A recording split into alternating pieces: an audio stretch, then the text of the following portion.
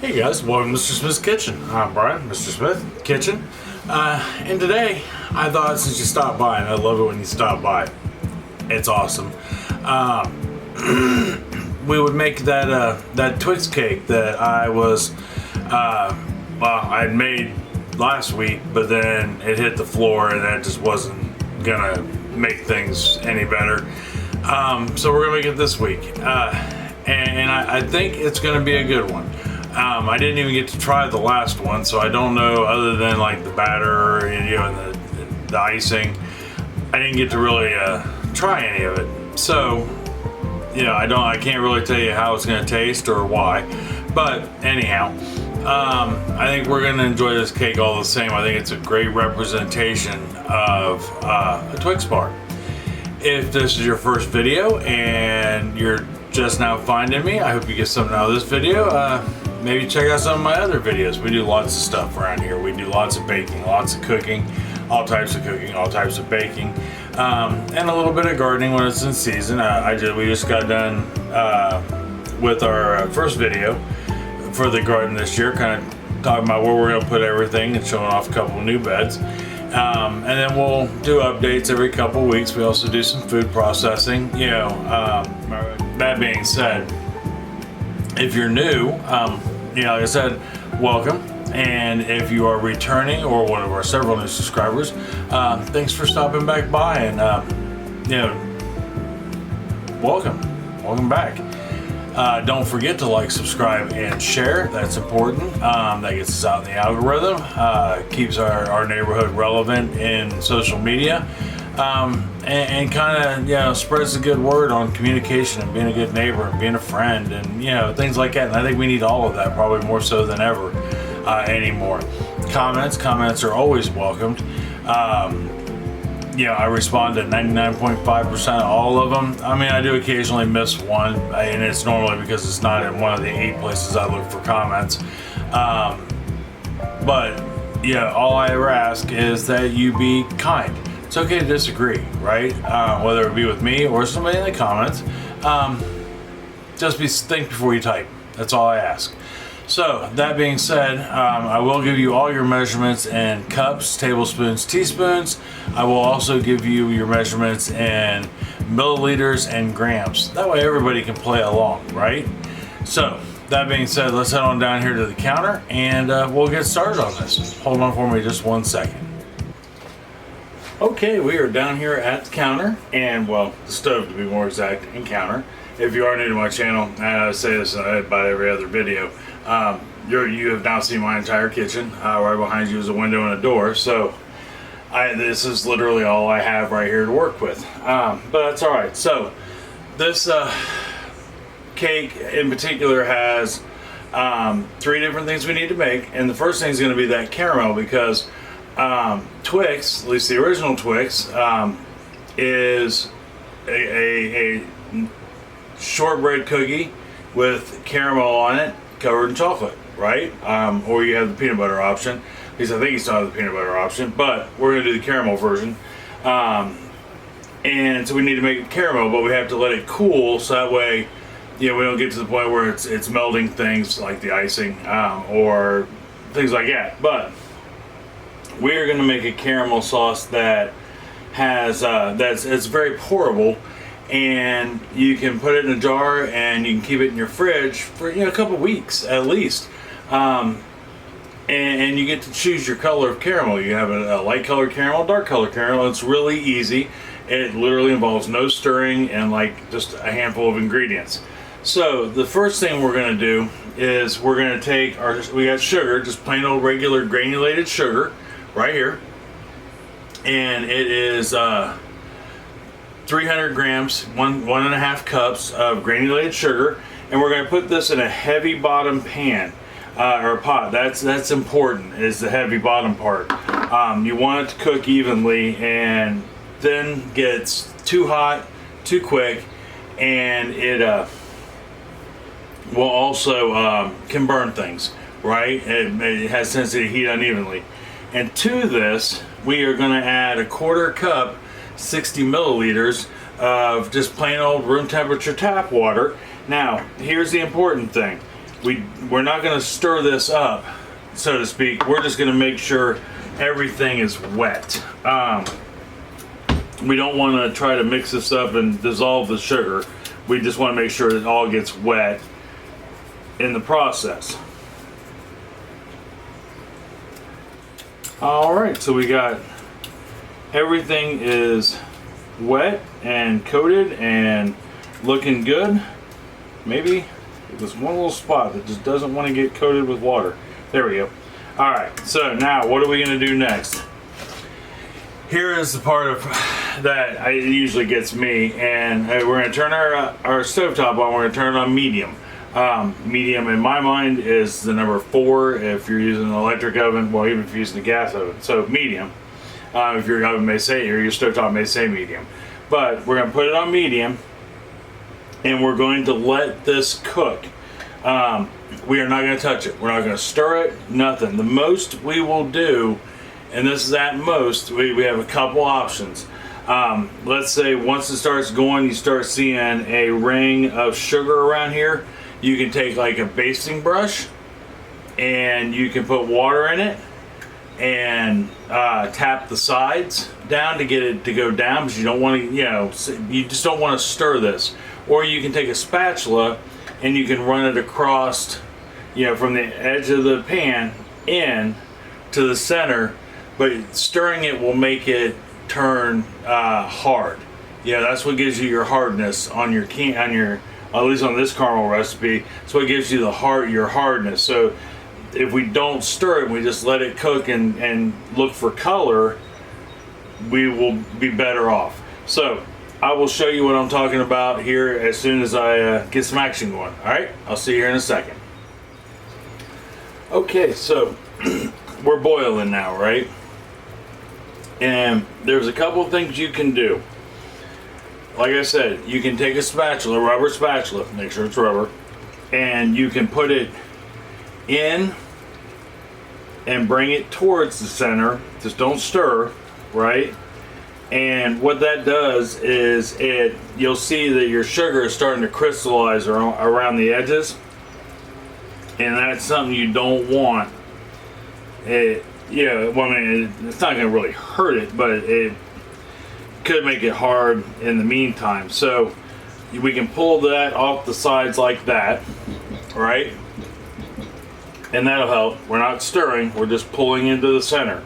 Now another thing you can do is, I've got a little glass of warm water here, and I've got a basting brush, right? So what we can do with our basting brush is simply get it wet and come up to the edges here and just push any crystallization down the sides that is happening on the side of the pot here. You just don't, like I said, you just don't want to stir. Stirring is bad. But what that water does, as you send it down the side, is it releases the sugar from the side of the pot. That way you don't end up with, because it'll get hard. I've had it happen to me, and not that it doesn't come off, but it's kind of a waste of caramel in my opinion, and caramel is a wonderful thing. Okay, so we bubbled down and we're starting to get a good caramel color. It's starting to get that golden color. So the next thing we want to do is we're going to take it off the heat real quick, right? And we are going to go ahead and add in 1 cup, 250 milliliters of heavy cream, and it's at room temperature, and we're going to stir this as we go. All right, that way we can not, just in case you don't, let's say it's not quite room temperature, we're kind of tempering it in, right?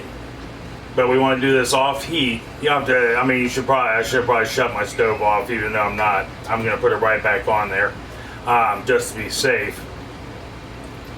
And the longer you let it cook, the darker it's going to get. But we're going to put this back on the stove top, so it's not really going to hurt a whole lot. Now we got that stirred in. I've got 5 tablespoons, 70 grams of unsalted butter. We're going to put that in. Now we can put this back on the heat, just like such, and we're gonna bring this up to a bubble. We don't want it to necessarily boil, but we want it to, when it starts to bubble and thicken, then we can add our last ingredient. Okay, so we are now bubbling, right? So now that we're bubbling, and I can see, I mean, I didn't screw up, but I did screw up. I got impatient, and see how my my caramel isn't very dark. It's more of a blonde, which is okay. It's still gonna taste like caramel. I'm gonna turn the heat off. I'm gonna take it off the heat, and then I'm gonna add a half a teaspoon of salt to it. Give that a good stir, and then we're just gonna set this aside to cool. I'll go ahead and put it in another container to cool, and go ahead and get us set up for making the cake, which is the next step.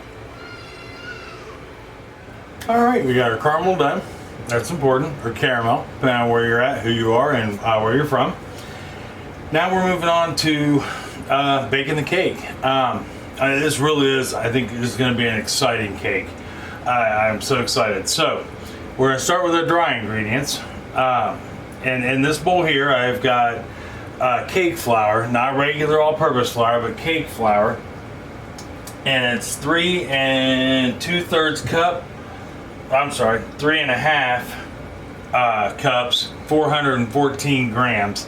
I have the recipe written down right here, but I have one for a 9-inch pan, 3 9-inch pans, one for 3 8-inch pans. This is the white cake recipe that I use here at home, and depending on what size, depends on what you need. And to this, I am going to add, I've got a half a teaspoon of kosher salt in here. I've got all 3 of my other 3 dry ingredients in here. They're all white. I've got the half a teaspoon, 2 grams of kosher salt. I've got 1 1/2 teaspoons, 6 grams of baking powder. And then I've got a half a gram, 2 teaspoons of baking soda. And we're gonna go ahead and put those in there with our cake flour. And then I'm just gonna take a whisk, and we're gonna whisk those together real good. All right, get those whisked together. So now we can just set this to the side, right like that. And then I'm gonna use my stand mixer with the whisk attachment. You can use a hand mixer in a bowl, completely up to you and what you have. Excuse me. You might even be able to get away with just a regular old spoon and bowl, but I doubt it. There'd be a lot of mixing, and I don't know about you, but I'm not physically capable of mixing quite that fast for that long. But to our stand mixer with the whisk attachment, like I said, I'm going to add 1 cup, 228 grams, 2 sticks of unsalted butter, and I've got that at room temperature. All my dairy is going to be at room temperature. And then I am going to add to that 2 cups, 400 grams of just regular old plain granulated sugar. All right, it was plain old white granulated sugar. Same stuff you would use in your coffee, cereal, you know, iced tea, depending on who you are and where you're at. And what we're going to do is we are going to mix this as soon as I plug it in. We will mix this on. We will mix this with the whisk attachment until it is light and fluffy and creamy, like mashed potatoes. And before I forget, because I always do, start preheating your oven to 350 degrees. This is going to take about 2-3 minutes to get this nice and creamy. All right, been about 2-3 minutes whisking, and I had that on high speed. By the way, you want to whisk that on high. We're wanting to incorporate a little air into our smoothing creaminess. Then we'll go ahead and get a good scrape down in real quick. You can never scrape too much. I know I say that all the time. Just like I say all the time, you know, I've never seen anybody on YouTube at any rate, I don't think on any baking shows on TV, show you what light and creamy is. That is light and creamy like mashed potatoes. You're going to see a difference in color. Your butter's no longer going to be yellow. Now it's going to be a little grainy just because of the sugar. Sugar doesn't disappear until you cook it. But that is light, fluffy, and grainy like mashed potatoes, or light, fluffy, and smooth like mashed potatoes. At any rate, put my whisk back together. Now to this, I am going to add, in this bowl right here, I have got 1 egg and then 1 egg white. So it's about 83 grams worth of egg with the extra white. We're gonna put that in, and then I've got 1 tablespoon, 15 grams of Baker's vanilla extract. Baker's is not the name brand, it's the type of vanilla extract it is. It's designed for baking versus just a standard vanilla extract that can lose its flavor when you bake with it. As it heats up, it has a tendency to lose its flavor. So what I'm gonna do is I'm gonna whisk this on medium. I'm sorry, on high for about 2 minutes. Okay, we let that run for about 2 minutes. Give that a good scrape again. You know, what we're doing is we're incorporating air in this. We're, you know, getting it to be, give it a good light, fluffy texture. And it'll be moist also. You know, I really want this cake to be moist. It's going to help balance all the other stuff that's going to get in it, because we've got ourselves scraped down, make sure we're all mixed together and playing well. So now I've got 1 cup of sour cream, full fat sour cream, 240 grams, and we're going to put that in here. Now, if your sour cream, when you let it sit out to hit room temperature, if it has the liquid comes off of it, because it always separates. I don't care who you are, it always separates. Just pour that off. You know, I mean, you can put it in your cake if you want to, but it's okay to just pour that off. It won't affect anything if you do. So now we're just going to mix this until it's incorporated.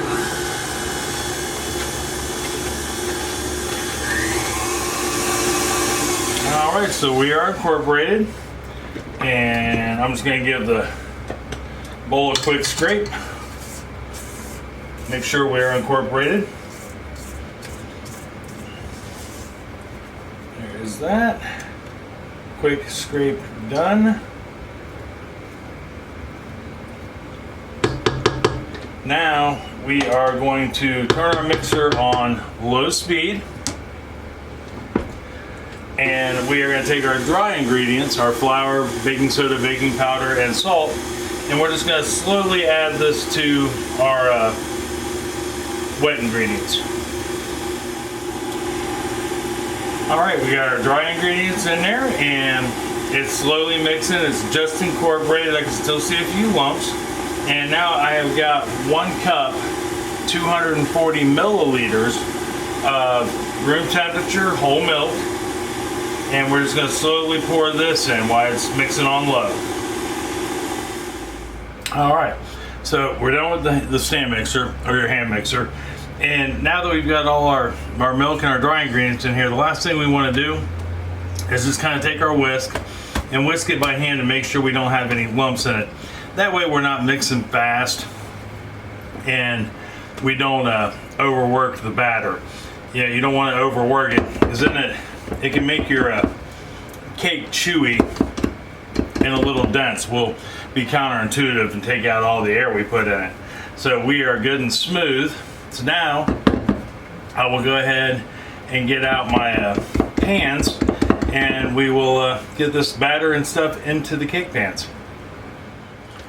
All right, so got that mixed up, ready to go. So that up to the side. Now I'm using a scale. You don't have to necessarily use a scale, but they do help. I preach scales all the time. It breeds consistency.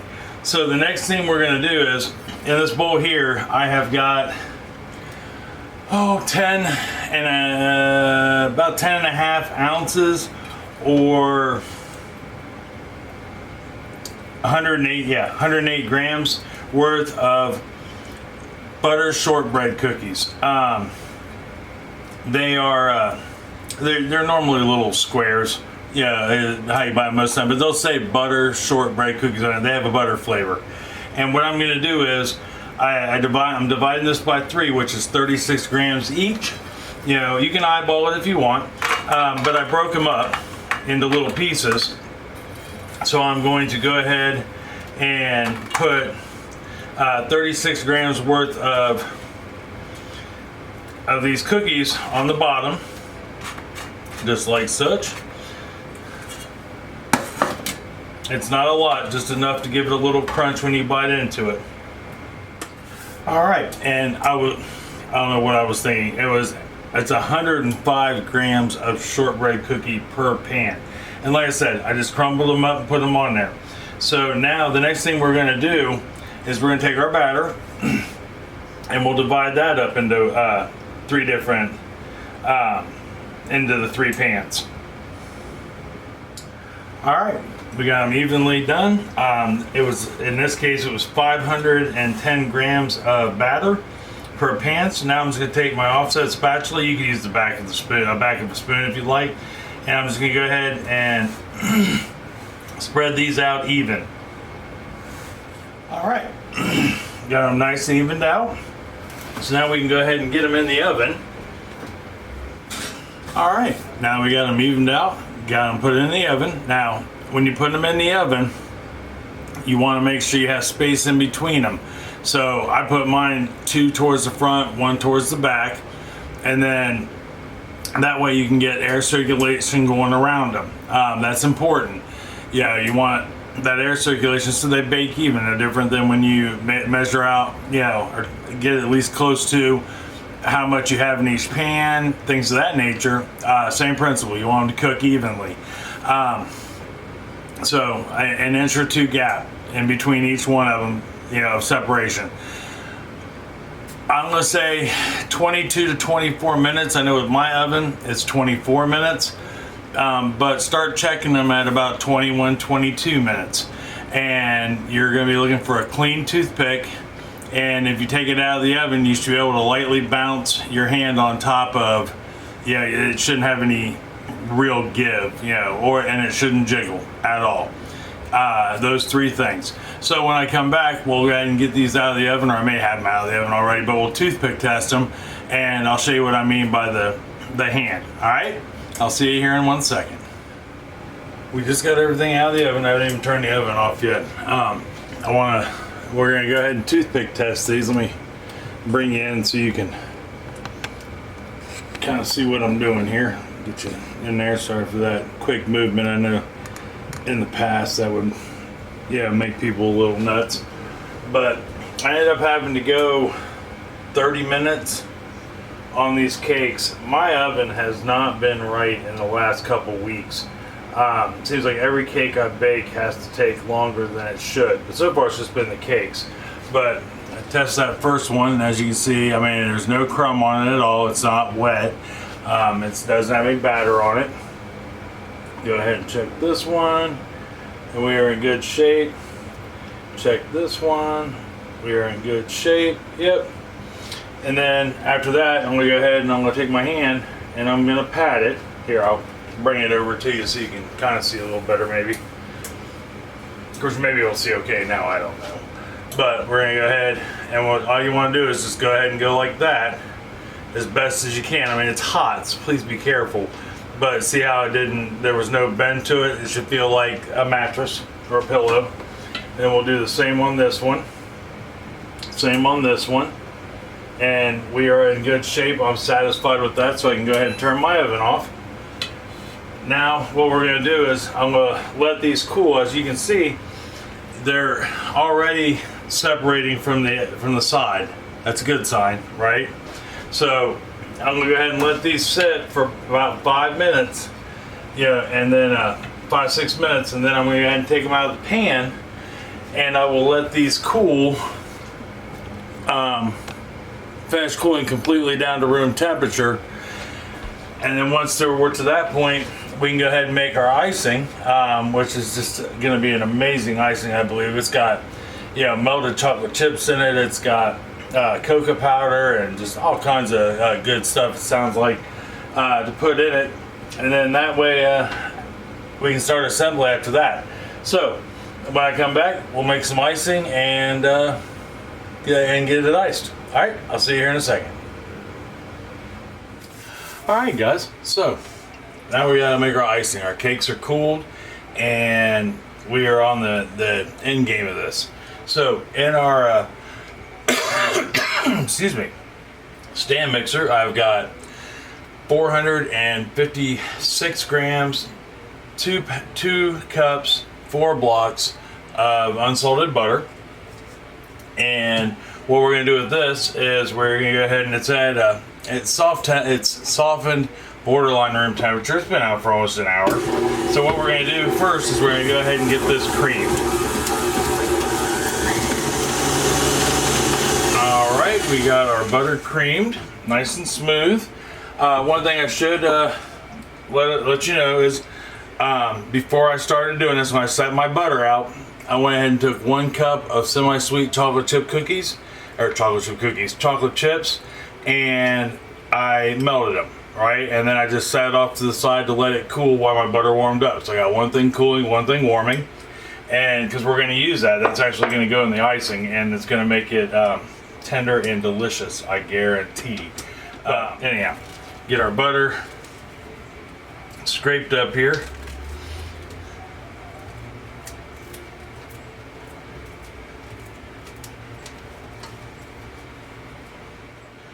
So we got our butter scraped off, got our everything back into the center. So the next thing we got to do is we're going to add a half a cup, 40 grams of unsweetened cocoa. I'm using Dutch processed. It's pretty much all I ever use. I have just regular old completely unsweetened cocoa, but I really like the flavor of the Dutch processed. It's amazing. And then we're going to add a half a teaspoon of salt.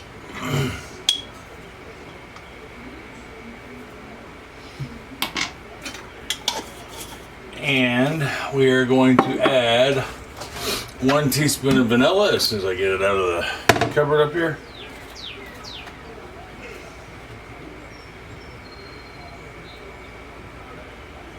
One teaspoon of vanilla. And then we're going to mix this on low until it's combined. You want to go low or you'll have a face full of cocoa powder. All right, we got our chocolate, salt, and vanilla in and mixed, combined. No streaks. So the next thing we're going to do, I've got 6 cups, 750 grams, or as I like to think of it, a metric crap ton powdered sugar. Powdered sugar, also known as confectioner sugar. And what we're going to do is we're going to put this on low, and we're going to put this in 1 cup at a time, just slowly. Let it, take your time with it. It's not going to go anywhere. Okay, so I just put my 3rd cup of powdered sugar in. So I'm going to take a break from putting powdered sugar in, and I've got 2/3 a cup of heavy cream at 180 milliliter. 180 milliliter. Yes. And what I'm going to do is I'm going to slowly pour this in now that we're at the halfway mark with our powdered sugar. And then I'll continue to put in the rest of the powdered sugar after this. Okay, so we got, sorry about the glare off my glasses, but I got to be able to see. We got our powdered sugar in and incorporated. Now the importance of mixing on low is not only so you don't get powdered sugar in your face, but we don't want to put a whole lot of air into this. So the next thing we're going to do is put our melted chocolate chips in there, right? And all you gotta do is just drizzle it in a little bit at a time until it's incorporated. All right, so we got our icing completely done up. Got our melted chocolate chips in there, and that is our end result. Now, real quick, you can probably see like the little air pocket or little holes. Those are the air pockets. To get those to a minimal, pretend you're folding it in. Just fold and smash, and that will help get out some of those air pockets. But I'm here to tell you, if you make this icing, it is so silky smooth, you won't even see the air pockets when you spread it on. We got our caramel done right here. right? And it's cooled down enough, and look at that. I mean, it's runny, but it's not too runny. And right now it's a little warm. I heated it back up in the microwave. So as it cools back down, it'll definitely not be even that pliable, but it'll still be soft. So for those that don't know, I wear dentures. So caramel is not my friend. So I can't make hard caramels or even softball temperature caramels like caramel squares. I can't eat them. This caramel I can eat. So if you do have dentures, this caramel is kind of your friend. All right, here's our cakes. I don't think I showed them to you. Our done product right there. Now the lines are simply from my rack. What I did was to keep this on there, because the bottom of them is got the cookie crust, and so it won't just sit and stay. I used a dab of the icing, put it on there, and then I sat this on top of it and gave it a nice smush, and then I put it on my round table. Now with the icing, I put it in a piping bag, and I have just a regular old round tip on there, right? And all we're gonna do is we're gonna make a ring around this, so that way our caramel, when we pour it in the center here, will be able to stay inside the cake until the caramel cools back down. Okay, we've got our icing on there. Now what we want to do is we're going to take some of our caramel. Doesn't have to be a lot, just a thin layer, and see how that's spreading out nice. And it won't stay that way. It'll harden up a little bit. Not so much you can't bite into it, but enough that when you cut the cake, it should stay, I hope. All right, so got our caramel on there, nice and evenly spread out. And I just used the back of my spoon. Quick piece of advice: when dealing with caramel, try not to use metal. It works against you. All it wants to do is stick to it, even when it's hot. But plastic, it won't. So now I've got 3 Twix bars that I've cut up. They're the minis. Hold on for a second. Let me shut my door so that way I can talk to you without my neighbor Bo invading our conversation. Okay, sorry about that. He can just be so loud sometimes. That's all right. He's a dog, so they do. So I got, like I said, I got the caramel on there. I cut up 3 Twix bars. They're the minis. The bite-sized ones like this. And I'm just gonna take those and put those on here. I've got 3 per layer. So I've got 3 more I'm gonna put on the next layer. But after that, go ahead and get those kind of not smushed down, but down all the same. That way we can Bo found his friends in the behind us. There is that, like such. And then we can put our next layer on, which I want to show you what the bottoms look like. That is what our bottoms turned out like. All the cookie in there. And then we'll take that and put that on top of it. Make sure we got it even, or at least the perception of even. Ooh. Like that. There we are. And then I'm going to do the exact same thing on this top. I'm going to run the ring of chocolate around, put some caramel in, Twix bars, and then when I come back, we'll talk about icing the whole thing. Okay, so we got all 3 stacks on. Got our caramel layer, chocolate, Twix bars in there, crushed. And now we got our 3rd layer put on, right? So the next thing we're going to do a crumb coat on this bad boy. I don't really think it needs it, but I think that's important to do on most cakes. And all a crumb coat does, if you don't know what a crumb coat is, it's a very thin layer of icing that goes on it all the way around. And what that does is it holds any crumbs that may come off of the cake, little pieces of cake, in place. And that way they don't end up on your final layer. So you're essentially putting 2 layers of chocolate on.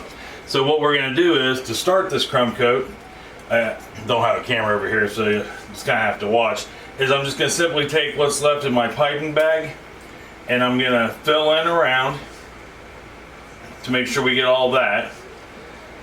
And then after we fill in the sides, I'll do the bottom one here in a second. I'm just going to take some of this, that I got in my piping bag here and put it on the top.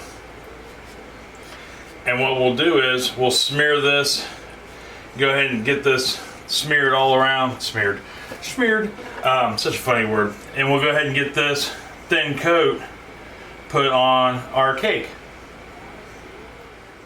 So we got our crumb coat on here, and now all I want to do is I'm going to stick this in the fridge for about 20-30 minutes.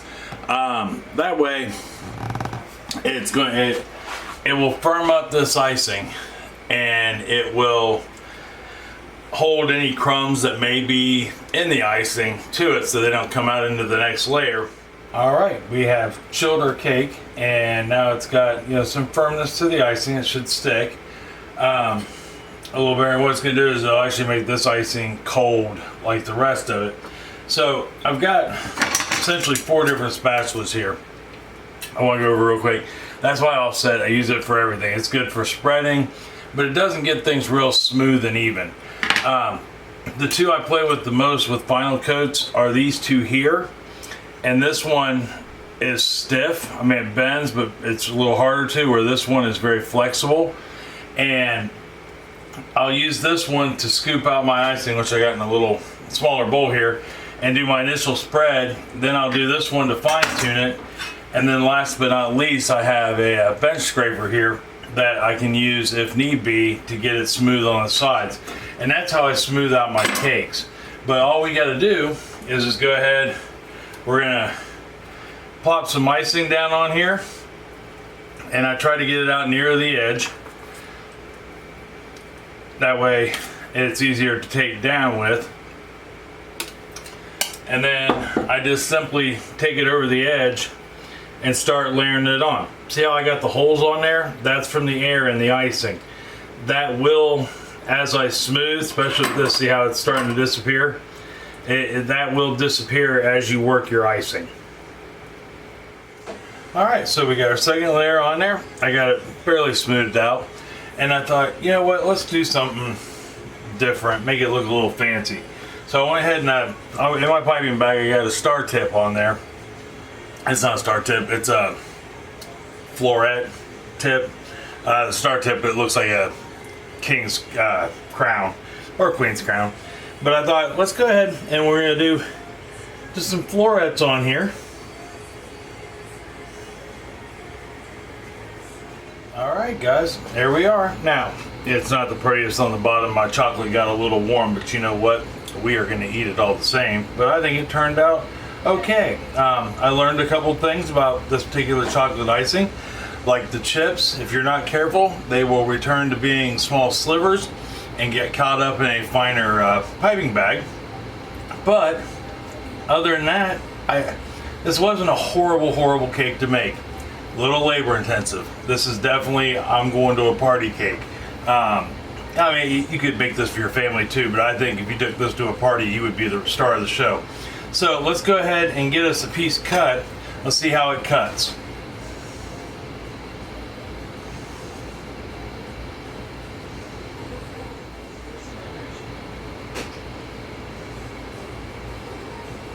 Alright. Here's the hard part. It's always getting that first piece out. Oh, look at that. Beautiful.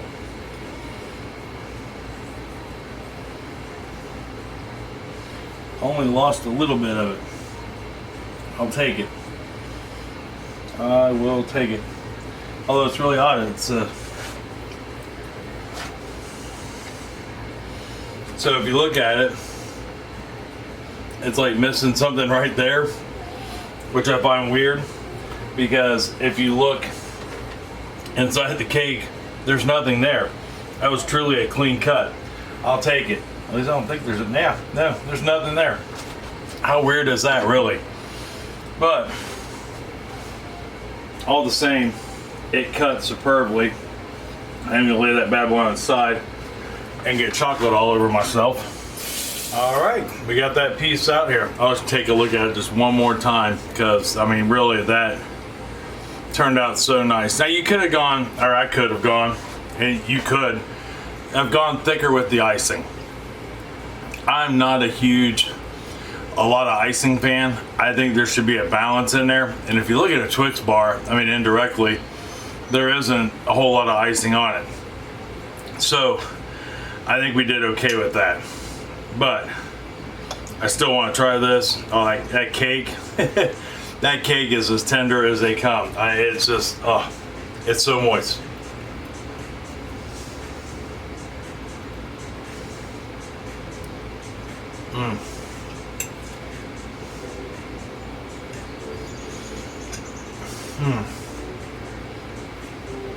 My friends, that is amazing. Let me get one more bite out of that.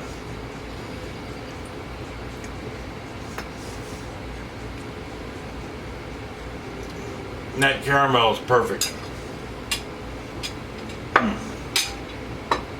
There is nothing dry about that. That is incredible. So, real quick, I want to talk about a couple of things I did different. The original cake had you make essentially a cheesecake bottom for each layer with the shortbread. I did not do that. I just simply broke it up. I found that that was a bit much.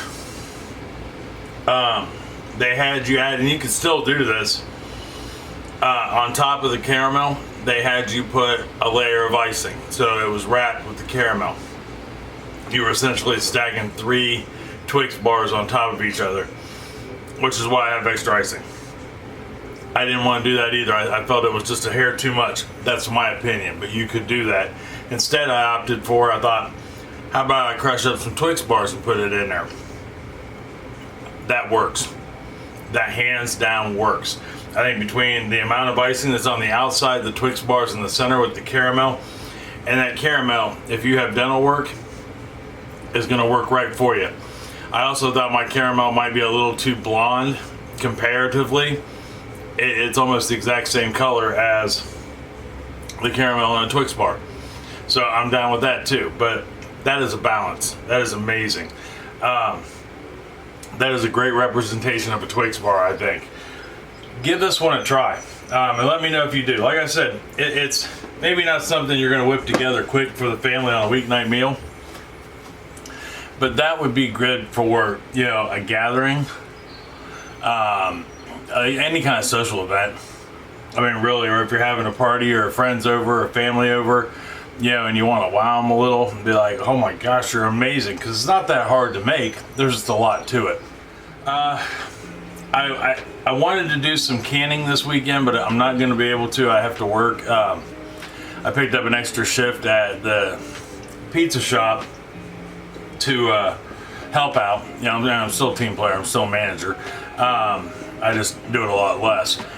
And so I'm not going to be able to do any canning this week. So that will leave us pretty much up to next Wednesday for dinner. Well, I think we are going to do as it stands right now, I found a 1-pot sausage and broccoli with pasta. That is absolutely, it sounds amazing. And then again, it's one of those, doesn't take long, and you can make it your own real easy.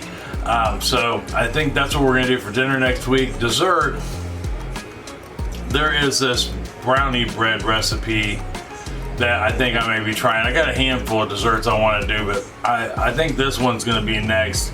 But we'll see. But anyhow, till dinner next week, I love you. I love you very much, and I mean that from the bottom of my heart. Tell somebody else you love them and that you love them very much. They may need to hear it. It's going to make them smile either way it goes. It's going to make you feel good and smile to tell them. And if you make them one of these Twix bar cakes, they are going to be like, oh wow, that is incredible. It's going to lead to some hours of conversation, maybe a big glass of milk and some coffee. you just never know where it'll take you. I mean, there's enough here you could literally invite all your friends, you know, well, at least some of your friends, probably your neighbors, you know, and again, that guy walking the dog down the street, he's gonna get fat because he's gonna keep stopping by your house. You know, he's gonna have to walk an extra mile. You know, or just maybe the mom, dad, and child that are walking down the street to go on their family walk. Hand them a piece of cake. I guarantee you'll make a friend. But anyhow, till next week for dinner, I'll see you then. I love you. Talk to you later. Bye-bye.